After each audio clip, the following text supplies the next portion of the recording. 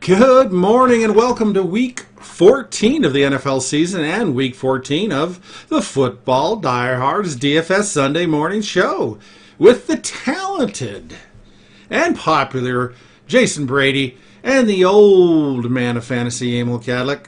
How's it going, Brady? It's going good. I'm really looking forward to this slate. A lot of value has opened up over since the show on Wednesday, so looking forward to talking to it with you here today. Hopefully making some money today as well. Yes, and don't we love injuries? It does create opportunity, although sometimes I'm a little annoyed. This is DFS, but it certainly has annoyed me with my in-season leagues, and I'll go over some of these here real quickly. Christian McCaffrey is doubtful, probably not going to play. That crushes me in several leagues. I've been waiting and waiting, but nonetheless, it's not about me. Julio Jones is doubtful, or no, excuse me, he's out. He is ruled out. Denzel Mims for the Jets is ruled out. So that, and then Crowder is questionable, and it's very concerning. And I think that's an early game, so we'll know. Or is that an early game? We'll talk about that later. So Perryman may be in play more there. Of course, Miami's backfield is a total mess. You got Myles Gaskin and Salvin Ahmed are out. So we'll talk about that later. But that opens up opportunities. Alex Madison's been out, backup, but just information-wise. Antonio Gibson's been out for a while. And then Brandon Cooks is unlikely to play for Houston. Not official yet. It's an early game, so we'll know. Of course, that'll open up some situations, as we'll talk. Kyle Rudolph is also unlikely to play. Irv Smith for Minnesota is supposed to be back, but maybe limited. So I'm not really sure what that's telling us yet, but that's the information we had. And if you're playing a Monday night slate, Austin Hooper is unlikely to play. Of course, we won't know that till Monday night. And that may, help Harrison Bryant. So just FYI on that. Optimal, or people who are most likely going to play: Frank Gore, Hopkins, Drake, Jason, Josh Jacobs is likely to play. T. Higgins for Cincinnati. Again, I talked about Irv Smith. Daniel Jones most likely to play for the Jets. And for Miami, DeAndre Washington is allegedly starting. And of course, you got Pat Laird and Elijah McGuire are also there in the backfield for Miami this weekend. So anyway, thought we'd get that in there as a start. So you ready for some quarterbacks? Yep, lots of info there. So, let's get into the quarterbacks here. And, I like this play a lot. It's going to be Aaron Rodgers, who is 7,500 versus Detroit, and a 55-point game total, which is the highest on the slate, and the Packers are 7.5-point favorites. So Rodgers is averaging 25.3 DraftKings points per week, and I love this matchup against this poor Detroit defenses. Great stackable options with Devontae Adams, obviously, Lazard, and Tanyan, who's been good as well as tight end. And just touchdown upside was projected to be the highest total on the slate here. So I really like Rodgers this week. I really like the stacking options. I really like that stack. So going to have a decent amount of Rodgers. I think the match is fantastic. Taking advantage of the Detroit Lions, even though they're playing at Detroit. Of course, it's in a dome, which helps a little bit with weather-wise. And Rodgers is at 9.8% owned, which sounds a little low, but he is the second most owned quarterback this week, just below Patrick Mahomes. He's on a roll. It's kind of hard to go against Aaron Rodgers. Yeah, I thought he was on kind of a decline with his kind of a poor season last year, but man, he's been really good this year. 7,500. Do you like that number for a salary with him? Yeah, I do. I think there's a lot of upside with them. The matchup's there, the highest total on the slate, so I really do want to attack that. And, of course, you got Patrick Mahomes up there at 8,100. I think is fantastic as well, but you get a nice savings off of Mahomes. Sounds fantastic. So this next play here, Tom Brady, 6,900 versus Minnesota. I do feel like this is going to be kind of low owned here. You got a 51.5-point game total, and he's averaging 21.8 DraftKings points per game, and the Buccaneers are going to be 6.5-point favorites here. I just really like this matchup against Minnesota passing defense, another defense I do want to attack this week, and I love the stacking options. I think they're way too cheap. Evans, Godwin is, and then Antonio Brown as well. So I think that stacking is really easy with Tom Brady here, and just like the matchup a lot. Yeah, at home against Minnesota. Of course, we're in a critical time of the year. Teams have got to win. They've really got to win. Brady is at 5.25%, so just a touch over 5%, which is a nice GPP price or ownership. Yeah, that's going to be. I like that one. I think it's going to be fun watching Brady this Sunday. Yep, definitely more of a tournament option, but I do like that low ownership at 5%. I think it has a lot of upside. Fantastic. 6,900. That's not bad.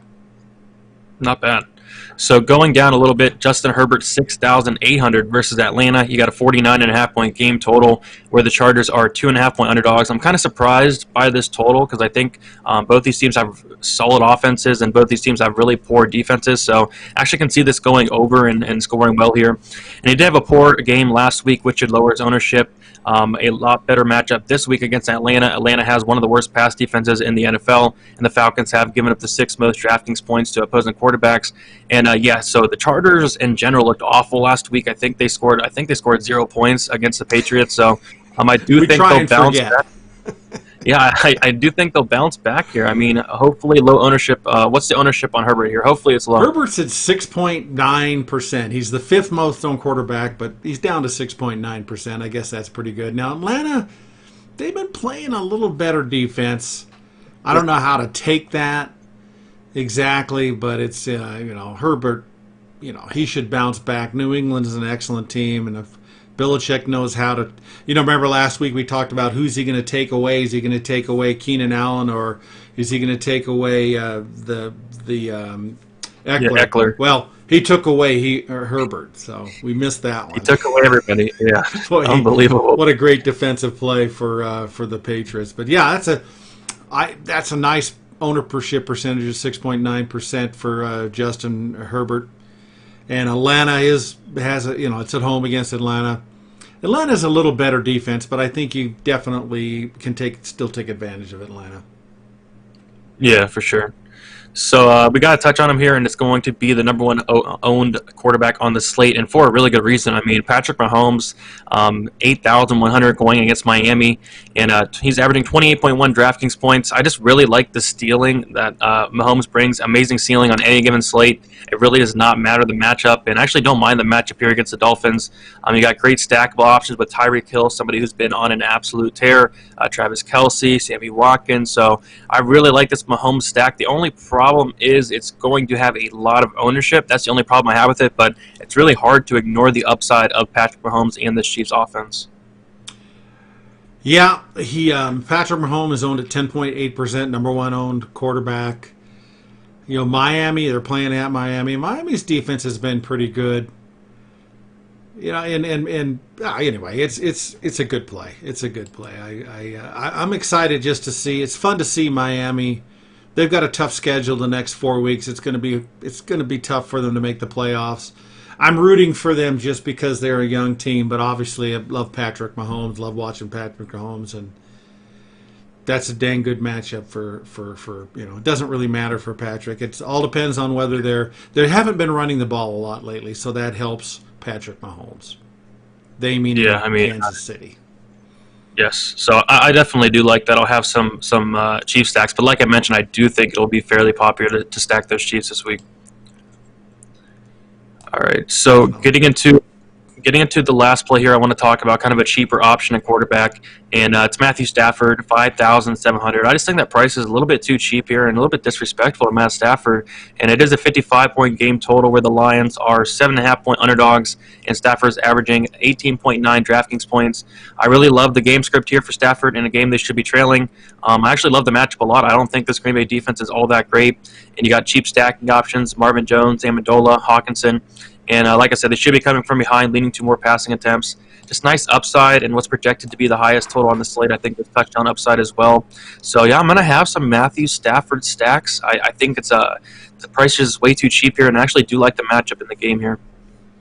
Well, yeah, he's at 3.2% owned, so he's fairly nicely low owned. That is Matthew Stafford.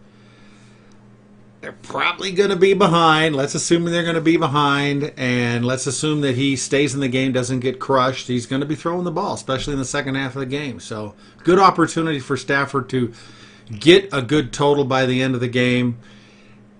And 3.2%, that's a nice low ownership. Yeah, I mean, I don't think you have to pay down at quarterback this week, but if you, I think he's a fine option for a punt there. 5,700. I like that. Yep. Was there anybody else you wanted to throw out? I was going to just mention a couple guys here. You got Cousins. I hate to say the word Cousins. I know he's a scary guy. And that's why he's only owned at 2.6%, 6,200 salary. He's playing at Tampa Bay. But you know how Tampa Bay is. They can stop that run. And can Cousins, with some pretty good talent at wide receiver, can he muster up, can he do something? I'm not saying I'd play him, but he's somebody that, a punt option you may want to consider at $6,200.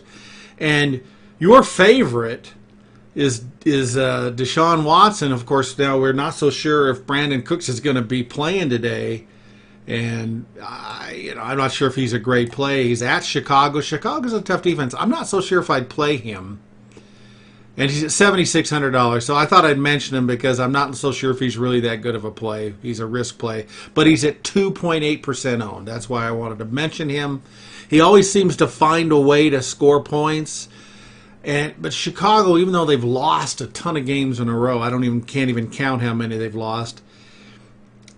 They're a pretty good defense, so it's going to be hard to score against them, but he is owned at 2.8%. So those are the two that I thought I would just talk about. Yeah, I mean, it's really intriguing when you get somebody like Deshaun Watson at 7,600. The problem for me, like you mentioned, is the matchup, and like you mentioned, if Cooks does not play, how's that going to affect him? But yeah, like you mentioned, he finds ways to score. So, and then Kirk Cousins, somebody that's been on a roll as of late. So yeah, I think both those options are definitely something to look at. Cousins at $6,200. Yeah. Anyway. Those are guys to think about. I'm not saying I'm throwing them in there, but it would be interesting to put Cousins in a small. If he ever had a lot of lineups, he may be a guy you may want to sneak in there a couple times. Yep, it would be sneaky indeed. So getting into the running backs here, we have Aaron Jones, 7,600 versus Detroit. You got a 55-point game total where the Packers are 7-point favorites. And he's averaging 19.9 DraftKings points per game, 9 touchdowns in 10 games. And he's gotten 18 touches in his last 2 games. And 18 touches against the worst run defense in the league sounds really good to me here. I would really like to see him get that 20-plus touch upside, but if he's getting like 15 to 20, I think that'll be fine in this game because the Lions have given up the most DraftKings points to opposing running backs. And you can't really ask for a better matchup or a better game script here for Jones in a game that should be out front, a game they should be running the ball. So give me Aaron Jones here at 7,600 to get a nice discount off the top guys like Derrick Henry and Dalvin Cook. Well, he's owned at 18.4%. He's the second owned running back this weekend behind Derrick Henry. What worries me is he had that long, was it a run? I guess it was a run. That huge run that really put the frosting on the cake of those points last week. I'm still just a little worried that he's not really getting those touches and runs that he got last year in the second half of the season where he put up some monster games. So I just worry about that. That big run, that was a great run. I mean, you don't discount the run. But if he doesn't have that run, he's not going to have those points. I'm just a little worried about thinking about last year and how well he did in the second half of the season. I'm not as confident that he's going to have those games, although he had a good game in Week 13. So here I am whining. I'm whining about Aaron Jones. But yeah, number 2 owned running back, 18.4% for Aaron Jones.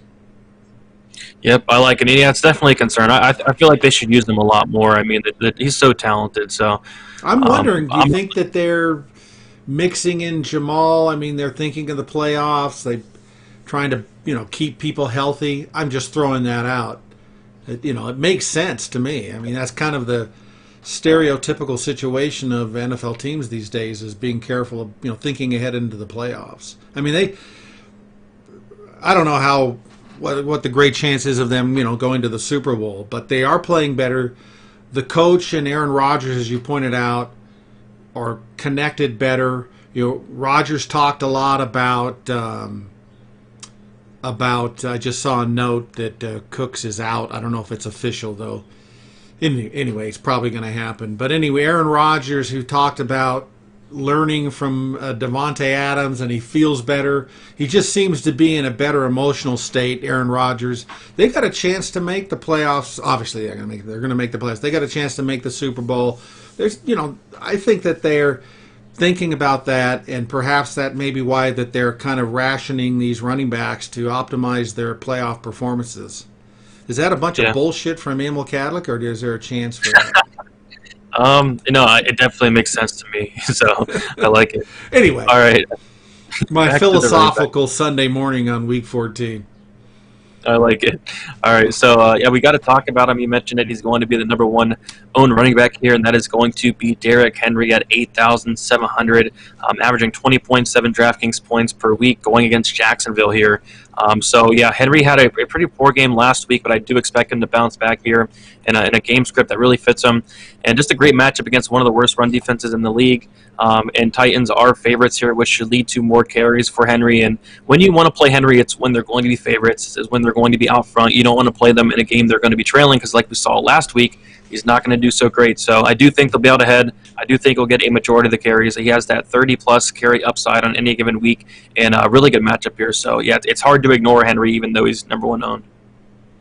Yeah, you're right. Great matchup. 30% owned, number one running back owned. This is a good opportunity for him.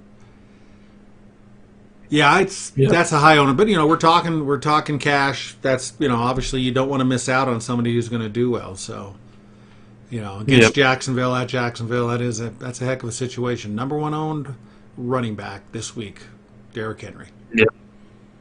As expected. So getting into the next running back play here, we have Austin Eckler, someone that screwed a lot of people, including me last week at 7,000 versus Atlanta. He got that 49.5 point game total where the Chargers are 2.5 point underdogs.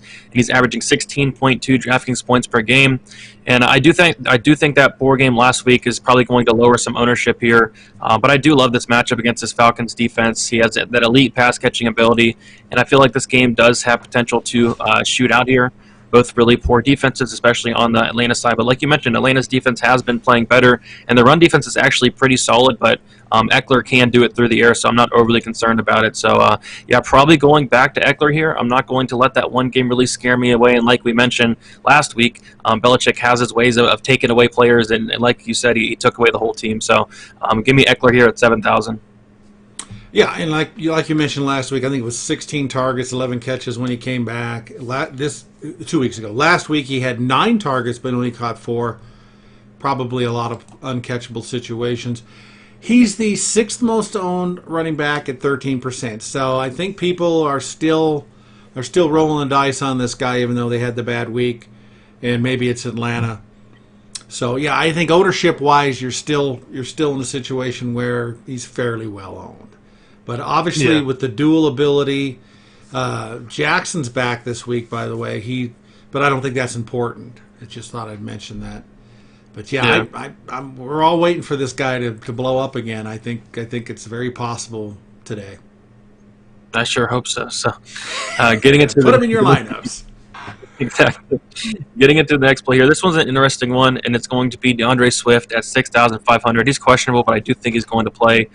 Going against Green Bay here. And this is that 55-point game total, which is the highest on the slate. And the only thing here is the Lions are going to be 7.5 point underdogs, which I don't really love that for Swift, but he is averaging 14.5 DraftKings points per game. So he did take over the backfield before getting a concussion. In Week 10, I remember him getting the start, and he looked really good. He received 21 total touches in Week 10, and just a fantastic matchup against a Green Bay team who does struggle versus the run. Highest total on the slate should lead to some touchdown upside for Swift, and I don't think he's going to be much owned. I mean, maybe people forgot about this guy. We haven't seen him in a while, but like I mentioned, he did take over that backfield, so he could come back and maybe do the same thing here. Yeah, 3.7% owned, so you're right. He is kind of forgotten. He's questionable. Now, Green Bay has given up some fairly decent yardage to excellent running backs like Dalvin Cook. Dalvin Cook destroyed them 3 or 4 weeks ago. If Swift is healthy, and unfortunately it's an afternoon game, so you're going to have to kind of decide, unless there's somebody you can flip out that you've picked, whether he's going to be, declared active. He's quite, it looks there's leaning that he's going to play, but we're still not 100% sure. So you got to take that into consideration how you build your lineups and who you can flip in. But I like this play. 3.7% owned, 3.8% owned. If he's ready to go, he could put some good numbers up. He can have a big game. Like you mentioned, Green Bay does give up some big yardage to running backs. So, yeah, I like it, especially at that ownership. It's really interesting. And he can catch the ball, too. So if Yes. Detroit's behind, which they're probably going to be, that doesn't take him out. That keeps him in play. So the only thing that's a good option right there. Yeah, the only thing I'm concerned about is those Adrian Peterson vultures at the 1 yard line. Yes. I don't like that at all. Nah. So getting into the next play here, and somebody I really like and somebody I've been playing a lot as of late, and it's been working out. It's going to be James Robinson going against Tennessee here. He's 7,500, averaging 19.7 DraftKings points per game. It's a solid matchup against Tennessee. You just get so much volume for Robinson. It's like he's the only running back they use on that team. It's insane. And then he should see some receiving upside in this game as well. I do believe they're like 7.5-point underdogs. So if Tennessee does get out of front, I do think that Robinson's going to have that pass catching upside. And like we see in a lot of these weeks, like the Jaguars get behind and they're still using Robinson. So I think that's going to be the case here. And yeah, so I like him a lot.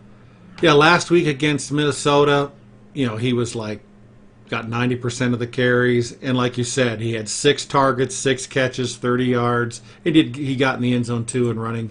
Let's see what his ownership percentage is. He's at 7.6% owned. He's the 8th most owned running back, but like you said, they use him a ton. No matter what the game script is, he's in there. He's a dual use running back. He's a guy who's really fun to play. And every time I see this guy, I keep reminding myself, this guy was not drafted. It's fascinating. It doesn't happen a lot, but I remember in the preseason when the frenzy happened, when Fournette was cut and everything, and we're picking up all the players, and then kind of he was like they started finally saying they really liked the guy, but you can never expect that. This is why you always want to be picking up players and having opportunities and getting them on your rosters and see what happens. Because if you were smart and got this guy and sat on him for a week or two, actually it didn't really take that long, he's probably really helped your in-season teams, and of course he's a great DFS play. Oh yeah, very talented guy. Crazy. So getting into the next play here, we have 2 more I do want to talk about, some cheaper options. And the first one is J.D. McKissic at 4,900 versus San Francisco. You got the 43.5-point game total, where the Washington is going to be 2.5-point underdogs. And McKissic is averaging 10.4 DraftKings points. And the big thing here is going to be that Gibson is out, so giving McKissic a lot of opportunity here. He does have elite pass-catching upside, had 10 receptions last week. He did have 14 targets and 15 targets a couple weeks ago as well, so that upside is definitely there. And it's not the best matchup in the world against San Francisco, but I do think the volume is going to make up for it. I think the price is going to make up for it. So, I do think I'll have some McKissic. How owned is McKissic here? I'm curious to the ownership. He is the 4th most owned running back this week at 14.3%. It's everything you just said. I mean, your Gibson's out. McKissic's been really catching the ball so much. They've been throwing to him. He's got a high percentage of catches. $4,900. You got to get this guy in some of your DFS lineups. It's at San Francisco, but San Francisco isn't what they were last year defensively. This guy is a great play. Yeah, I've kind of forgotten about him in my DFS lineups also. So, well, Gibson was playing so well. It's hard to get this guy in, although he was catching balls. But yeah, that's a great opportunity right there, $4,900. Yeah, I mean, it was crazy. He was getting 14 targets, 15 targets with Gibson playing. So I'm kind of curious, how many targets he's going to get today. Yeah, well, they got to. Yeah, exactly. I can't believe he's going to run the ball maybe a little bit more. I'm not sure how they're going to do it, but that's the beauty of a guy like McKissic and some of these other guys. They can run the ball and they can catch the ball. Now, I don't know how much he can actually run. He's not like a James Robinson, but he'll probably get some carries. But the fact is, he's basically a wide receiver playing running back. Which we like, so we love going that, to it here. Yes. So this last play here is very interesting, a pump play here, and it's DeAndre Washington, who's 4,000, the minimum price at running back versus Kansas City. And in this game, you have a 49.5-point game total where the Dolphins are going to be 7-point underdogs. So Gaskin, I believe, is going to be out. Breda is going to be out, and then Ahmed is going to be out as well. And then Washington is going to take on a decent role here at 4,000.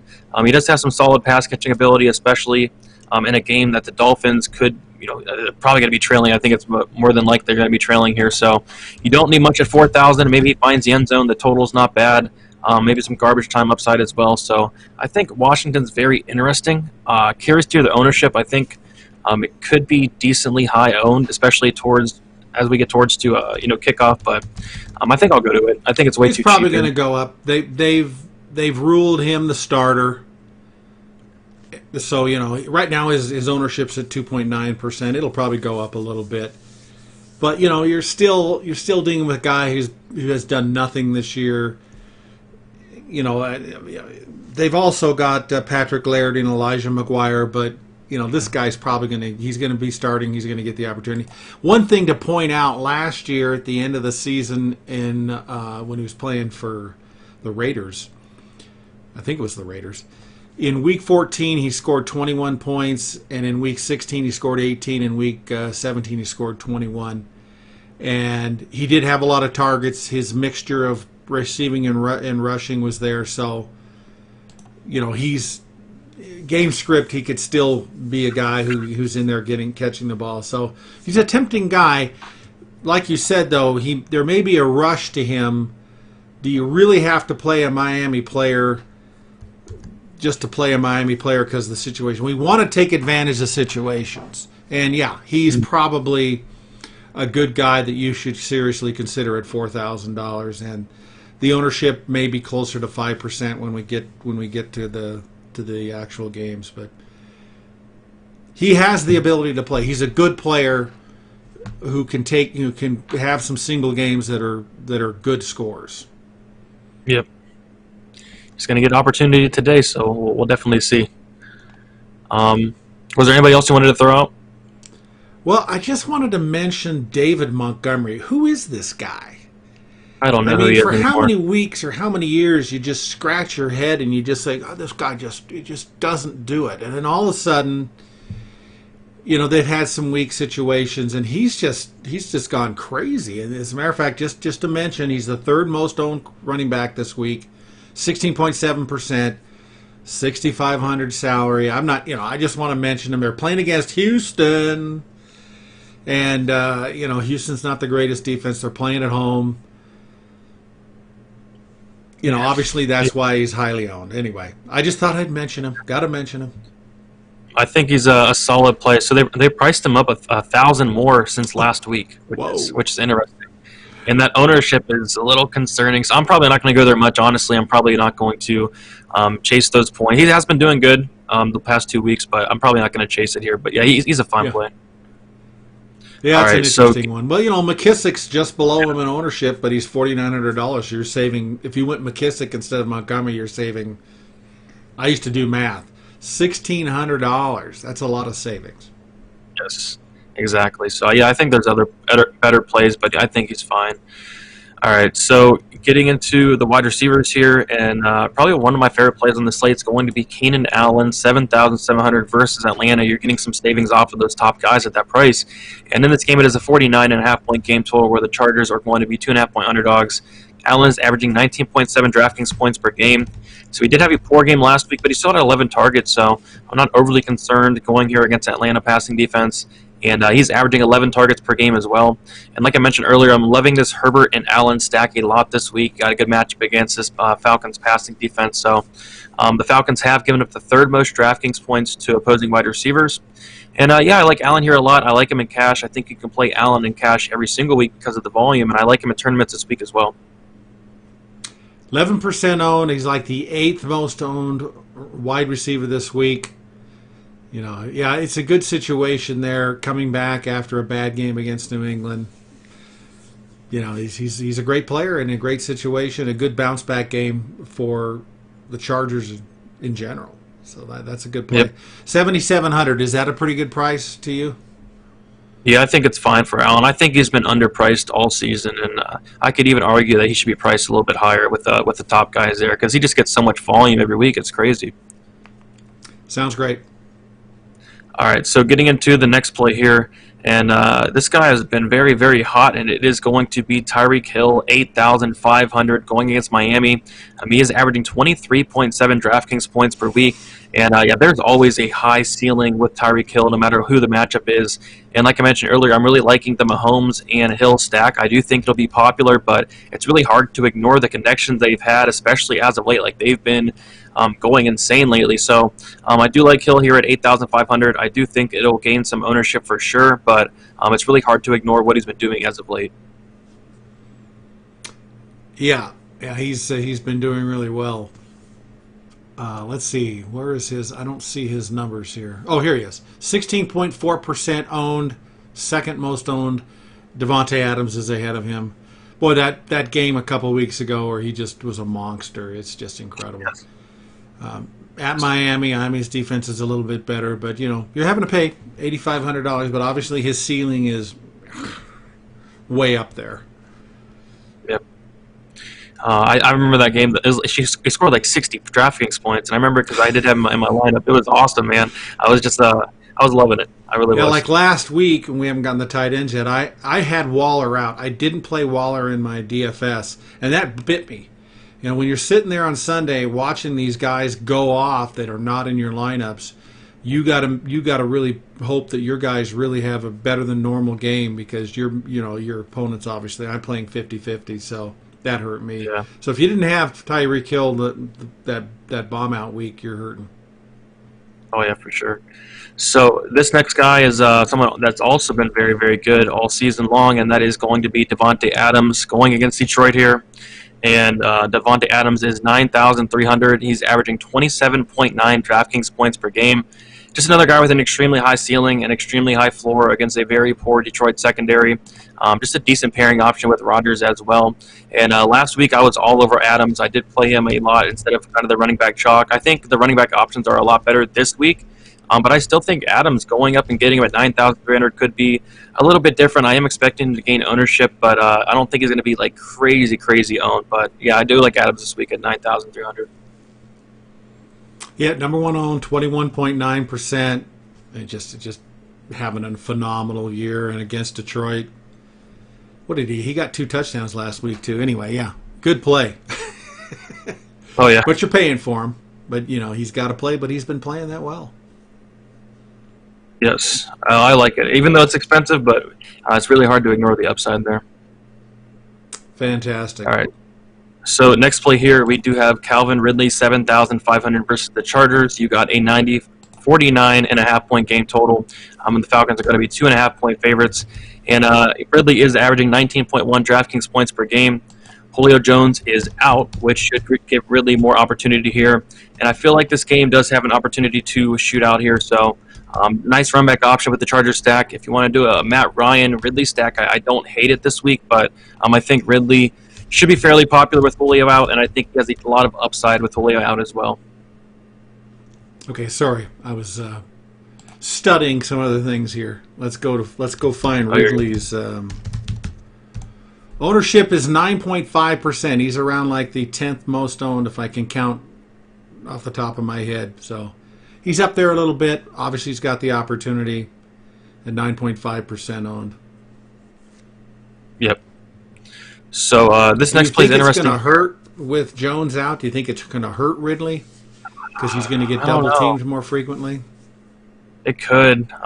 You never know. Like you mentioned, he could be double teamed, but he should get like so much volume to make. I don't know. It's tough, but I do think a lot of upside. Yeah. Yeah, I think he can make up for that personally.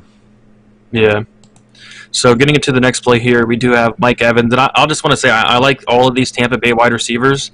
Mike Evans probably being my favorite, just factoring in the price and the matchup and everything. So in this game, it is a 51.5 point game total where the Buccaneers are 6.5 point favorites. And Evans is averaging 15.1 DraftKings points per game, averaging about 7 targets per game. And yeah, Evans has been battling some injuries throughout the year, but seems to be healthy now. I love this matchup here against a poor Minnesota passing defense. And I really do want to attack this Vikings passing defense this week, and what what not better way to do it than Mike Evans at 6,600? I think that's way too cheap, and I think all the Tampa Bay wide receivers are cheap as well. But Mike Evans probably being my favorite here. And he's owned at 6.2%, which is relatively low, I think, for that game. Yep. Not bad. So that does sound like a 6,600. And Godwin is at 11%, so he's much more owned at 6,300. How much was he, Godwin? Godwin is 11.3. He's like in the top 6. 1, 2, 3, 4, 5. So the 7th most owned wide receiver this week at $6,300. I like it. So maybe like Evans so is a pretty good play. Yeah, it could be a nice pivot off of Godwin there for sure. Fantastic. All right, so getting into the next play here, and this is an interesting play. I do think it'll gain some ownership. And Robbie Anderson, 6,200 versus Denver. You got a 44.5-point game total, where the Panthers are going to be 3.5-point favorites.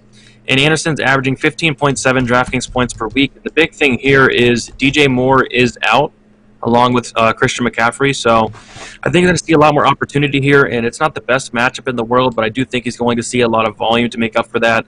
But I am kind of concerned about the ownership. I think Samuel is going to get a lot of more opportunities as well, but really hard to ignore the price of Anderson. I think 6,200 is a little bit too cheap, especially for this week, and especially with Moore out. Yeah, Robbie Anderson is the 6th most owned wide receiver at 12.9%. And, with Moore out and McCaffrey out, he's going to be up there. What's interesting, you'll find this interesting, is Curtis Samuel is the 3rd most owned wide receiver at 15.4%.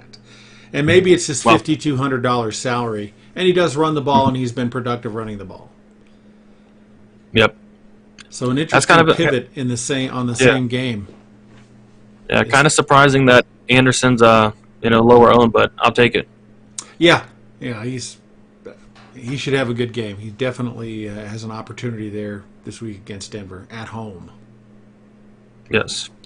So getting into the next play here, and so this is interesting. Chad Hansen, 3,900, going against Chicago here, and he is averaging 18.1 DraftKings points in his lone game this season, and it is. Yeah, exactly. I mean, it is a tough matchup, but he should see an increase of volume with Cooks likely to be out, and there aren't many pass-catching options for the Texans here. So, like I mentioned, he had a really good game, his first game with 18.1 DraftKings points. I think he could see a similar role here with Cooks maybe not playing. So, yeah, I think Hansen at 3,900, it could be something to look at. Boy, you got to consider this guy. 3.36% owned, very low owned, 3,900. So it's a one sample point that you're dealing with here, which doesn't help. Let me go look at one other quick thing here. I can't talk and type at the same time. I can't play a musical instrument for the same reason. But I don't know if Isaiah Coulter, I'm not sure if actually playing or not, but if he is, he's another interesting. I don't even have data on him as far as ownership. But Isaiah Coulter should be like the 3rd receiver, and I'm assuming he's going to be the minimum salary. But yeah, Hansen's an interesting guy. I like that. There's no reason why he's not going to be getting opportunities this week like he did last week. Of course, Kiki Kuti is going to be the number 1 receiver if Cooks doesn't play, which is what we're hearing. So interesting changes there. Yep, I think the 3,900 is really intriguing there. Yeah, that's a small number. I like that. So the next thing here is I really like these Detroit wide receivers with Golladay being out against Green Bay. You get the 55-point game total there. Marvin Jones Jr. at 5,800 I like a lot. He has been on a roll as of late, averaging 12.7 DraftKings points. And he's going to be the number 1 pass-catching option for the Lions today against Green Bay and in this total that I do want to attack. So I like Marvin Jones Jr. a lot at 5,800. I think Danny Amendola at 4,000, averaging 7.9 DraftKings points.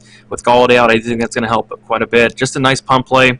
And so, yeah, those are 2 guys I'm looking at to stack maybe with Stafford. I think it's a very interesting way to look and probably lowish owned as well. Yeah, Marvin Jones is owned at 4%. That's a nice number. And let me go down. Amendola is only 1.3% owned. at that third. Yep. What was it? He's at 4,000. Okay. So yeah, Yep. those are good plays. Yep. I like it. I like the low ownership there. So I think the Lions stack could be interesting this week at very low ownership. That is an interesting point. Very. All right. So the last guy I do want to talk about, and this is probably one of the best plays on the slate from a values perspective, and it's going to be Prashar Paraman at 3,900 versus Seattle. You got the 47-point game total where the Jets are 13.5 underdogs, and he is averaging 10.2 DraftKings points per game. Mims is out, giving Paraman a lot more opportunity here, and Crowder is also questionable. If Crowder is out, I'm just going to lock in Paraman because he's so cheap at 3,900. I like him even with Crowder playing even. So you got a fantastic matchup against the Seattle defense. Seems way too cheap here for 3,900 considering the matchup. And they should be coming from behind, leading to more targets for Paraman. And possible garbage time upside as well. So I like Paraman a lot for his price this week. Yeah. He's the 9th most owned wide receiver this week at 10.3%. But obviously, with the situation, especially Crowder is kind of he's leaning to going out, and of course that's an afternoon game. It's a second game, so we're not going to know. Or perhaps there's a way to manipulate that in the DFS, and you can explain that in a sec. But man, $3,900 for Perryman. I know It is crazy. in Seattle, and in Seattle's going to be pissed. They misjudged the Giants. They're going to be mad, but still. This is a great opportunity. This is a great opportunity, especially if Crowder's out. Maybe even it doesn't matter if Crowder's out. This is a great opportunity. Yeah, I definitely agree there. Was there anybody else you wanted to throw out? Yeah, I just wanted to mention Corey Davis. He's the 4th most owned receiver, 15%. Obviously where he's all over him, but they're at Jacksonville, $5,700. He's still a guy you should seriously consider. A.J. Brown, I think he'll play, although he's had this injury issue. So, but I'm so impressed with Corey Davis. I remember, and this just again, it's a great idea to go back, and I'm talking in season, but it's a great idea to go back and look at your drafts here in the next few weeks and when the season ends. I know we don't want to, but I just couldn't draft Corey Davis. Every one of my drafts, I had best ball drafts where it was the 20th round, and I'm looking at this guy and I'm like, why would I draft this guy? He's done nothing. And if I had, it would have just been huge. It just have been huge. It just goes to show you, sometimes you just have to leave emotion out of it. But he's really become a much better player this year for whatever reason. So anyway, I just thought I'd mention him. I just wanted to be frustrated by him. I like it. I've been playing Corey Davis a lot as of late. He's been looking good, and I have him on my fantasy team, so it's working out. Do you really? Yeah. I probably have him in a league, but I didn't draft him. I picked him up as a free agent, as most people did. I think I did as well. So. That's all I have, pretty much. You've nailed all the other ones I was thinking about.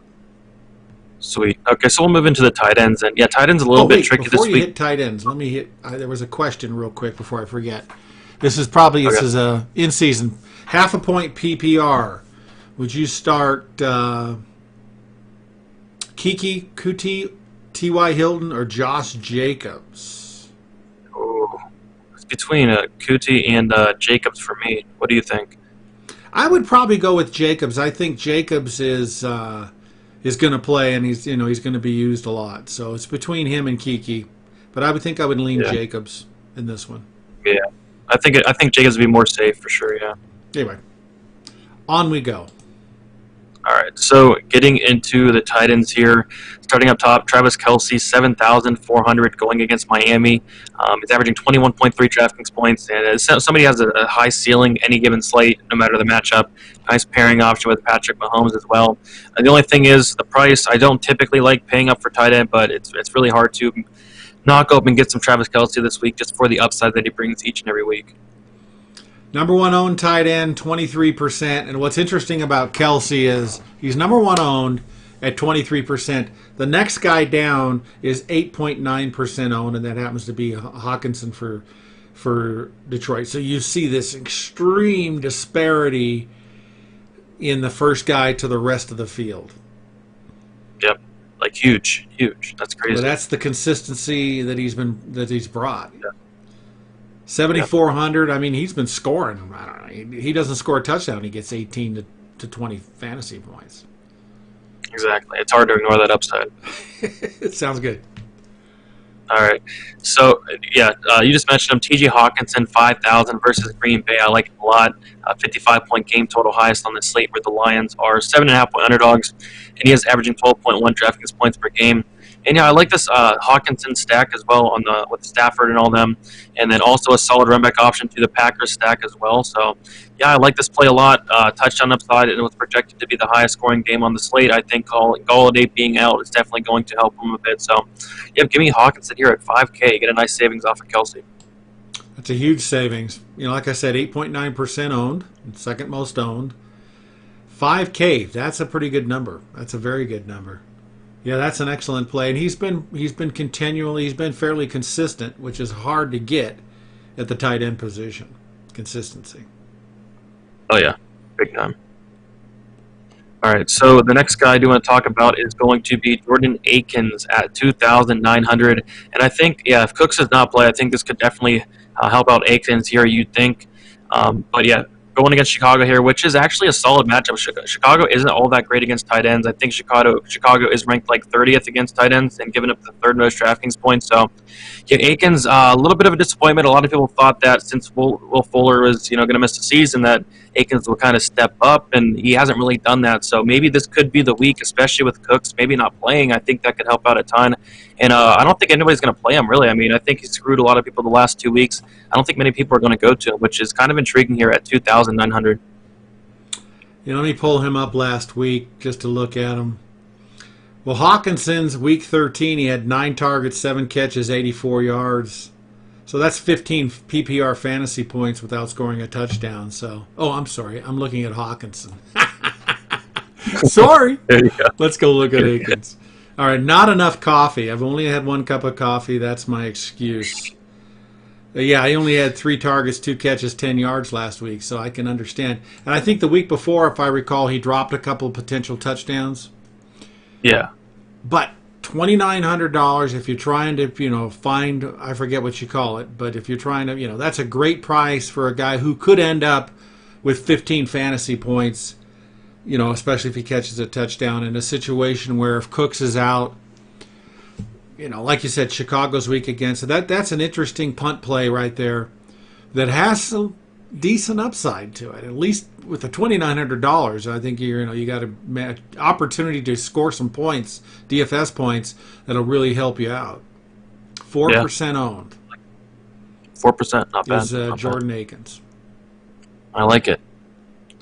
All right, so the next guy I want to talk about is Dallas Goddard at 4,000 going against the Saints here. Not the best matchup in the world, but I still think he's way too cheap. Although Ertz is back, I don't think that's going to matter all that too much. Still had 7 targets last week, 10 targets in Week 12. He's getting a ton of targets as of late, and I just don't get this price. I mean, he's getting so much volume, 11 DraftKings points in Week 13, 20 in Week 12, 18 in Week 11. He's been very, very good ever since he's came back from injury. So I like Goddard here. I think he's way too cheap. The only problem is not the best matchup in the world, not the best game total in the world, but I still think he's a solid play here at that price. 2.7% owned, so he's fairly low owned. And like you said, I worry a little bit about New Orleans. And also, if you guys have time, Bob Harris has a little article on him where he shows his concern this week as far as his ability to perform fantasy points. But 2.8% owned. Not bad. So, that's probably it for me at tight end. Was there anybody else you wanted to throw out? I think Gesicki is okay. Nothing else really sticks out. Like, tight end's weird this week. Yeah. Gronkowski is an interesting guy who's starting to perform a little bit better, not ultra consistent, but a big game, against Minnesota. He's a guy, 4,800 is a little high-ish. 3.3% owned for him, so that's another guy to consider. Mm-hmm. And that's pretty much all I've got for sneaky plays here at tight end. Yeah, I like that Gronkowski call there. Excellent. All right, so we'll move into defenses, and defense is pretty clear for me this week because there's some really, really good cheap options. And usually there's not great cheap options, so I just punt down and like to a random defense, and it works out. But now there's actually some solid options. I think that the Cowboys at 2,400. I know the Cowboys defense has been pretty bad this season, but they have been looking actually decent as of late. And going against Cincinnati here, so I really like the matchup. And only 2,400, so I really like that play. I think it's probably my favorite defensive play on the slate. Going down 200 more is going to be the Eagles defense. I think is interesting. Going against the Saints there, against a Taysom Hill at quarterback, I think it's fine. I think the Eagles are underpriced here. So, and then other than that, I was looking at the Seahawks defense. The Seahawks defense at 3,000 going against the Jets. 3,000, it's not bad. I know the Seahawks defense isn't great, but just a good matchup there. So those are the three I'm looking at this week. Yeah, those are good. And actually, those are the top 3 owned defenses, and it makes sense. Dallas, also Hill for New Orleans, the quarterback, he's fumbled a lot. People don't talk about it much, but he's made a lot of fumbles, which, of course, gives defensive points. So that is an entertaining defense for the Eagles at only $2,200. And they're 13% owned. They're the third most owned defense. Dallas is the second most owned at 14. But $2,400, that is very tempting. I like that a lot. New Orleans Saints is right below them at 8%. They're going to play against Philadelphia with Hurts getting his first start. So they're tempting when they're $3,800. So, yeah, I like your plays. I like the Dallas, even Seattle at 3,000. They're got to be really. I would not want to play Seattle this week after losing to the Giants, and they're at home against the Jets, who I don't know about the emotion of that team after losing that game to the Raiders. I don't know if they're going to be down and out. It's kind of hard. The emotion sometimes can really change the way teams play. They may have given up, so Seattle could really mop up there defensively. So those are good plays. I like them. I like it too. So, that's about it for me. Lots of great stuff we talked about today. Yeah, these are some great opportunities. It's going to be it's going to take a little longer to do our lineups this morning, or because we've got a lot of different opportunities here that we have to seriously consider. So I'm actually got a bit of a headache. I might have to get another cup of coffee, 2 aspirin, and start setting my lineups in DFS. Let's do it. All right. Any other thing you'd like to bring up? No, I'm really excited for this week. Ready to go. Ready to make some lineups. Fantastic. Great show, and good luck, everyone, and good luck to you, Brady.